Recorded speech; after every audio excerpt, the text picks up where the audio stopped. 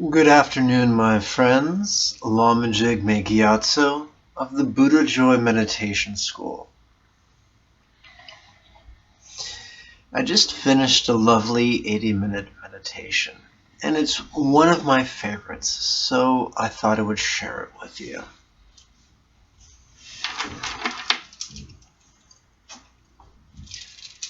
As I've mentioned, the 40th chapter of the Tao Te Ching makes it very clear that the path that Lao Tzu taught was a yin path as opposed to a yang path.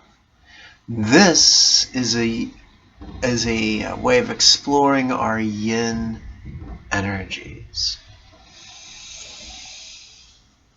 So this is a Tibetan style mala. It has 108 beads plus a larger guru bead, which is common for the Indian malas.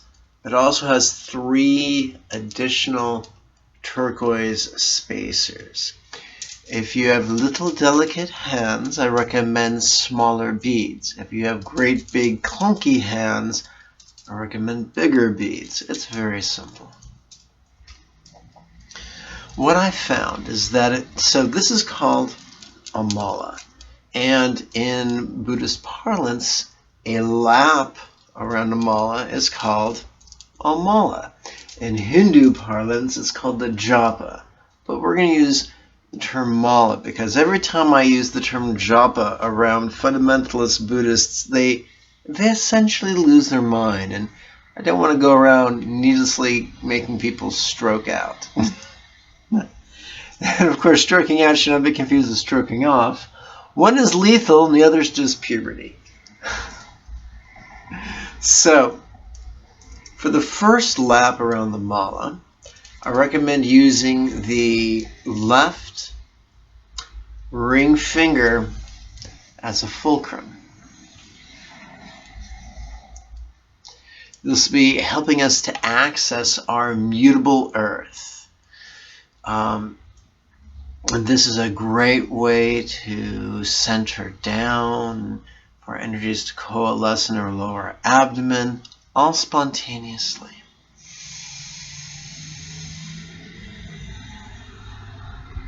This is a wonderful way to ground. If you've ever felt ungrounded, this can most certainly help.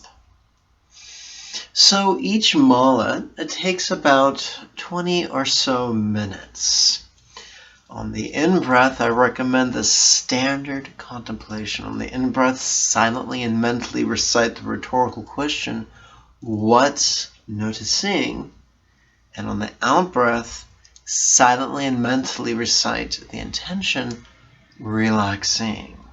Our job is not to choose what sensations or emotions we feel, what memories or fantasies or problems we think about.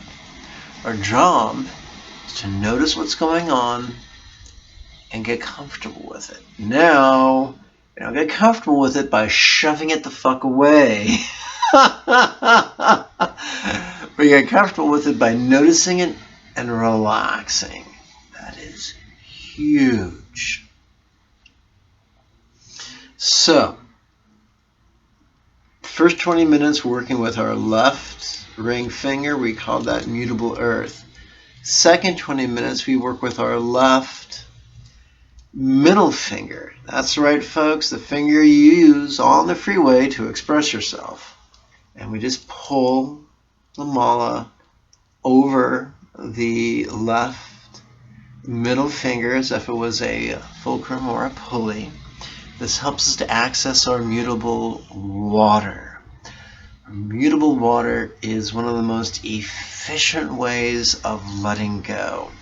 By the time you've finished the second set of 20 minutes, focusing on mutable water, you are going to be mellow.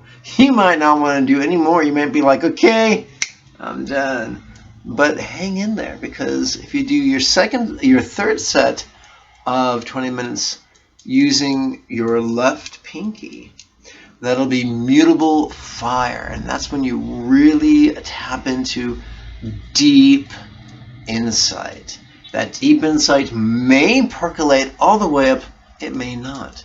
But the possibility exists that you'll be tapping into deep, big picture thinking that kind of helps you to find order in chaos, that kind of helps you to really grok or see the greater gestalt. And this is just really, really juicy stuff. The fourth set takes place on our left index finger. That's mutable air. And of course, we're persisting with 111 repetitions of the basic meditation, what to mind, noticing, relaxing. Mutable air is where our creativity resides, our inner Robin Williams, if you please.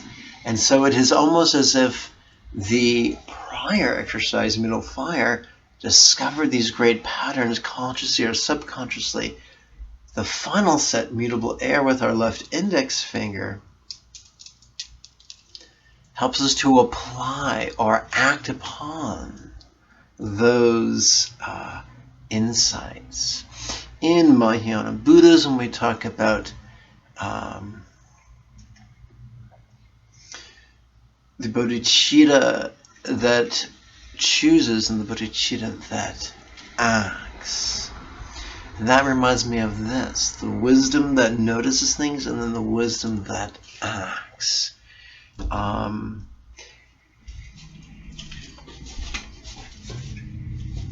To get back to Tantric Buddhism, one of my favorite things, the male figure represents the wisdom, the peaceful wisdom of noticing.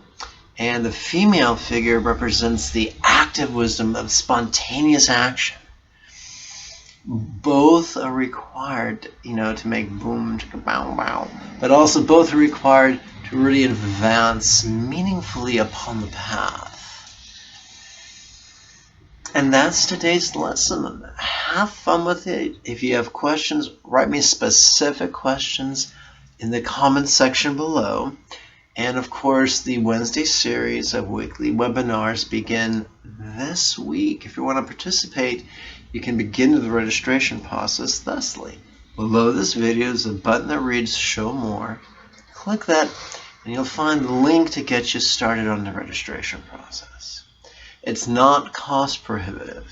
It's utterly by donation. Some give a lot, some give a little, some give nothing. I only really have two mandatory requirements. Show up to class 5 minutes early, do your damn homework. Pretty easy stuff. May you and yours be healthy and happy. Bye-bye now.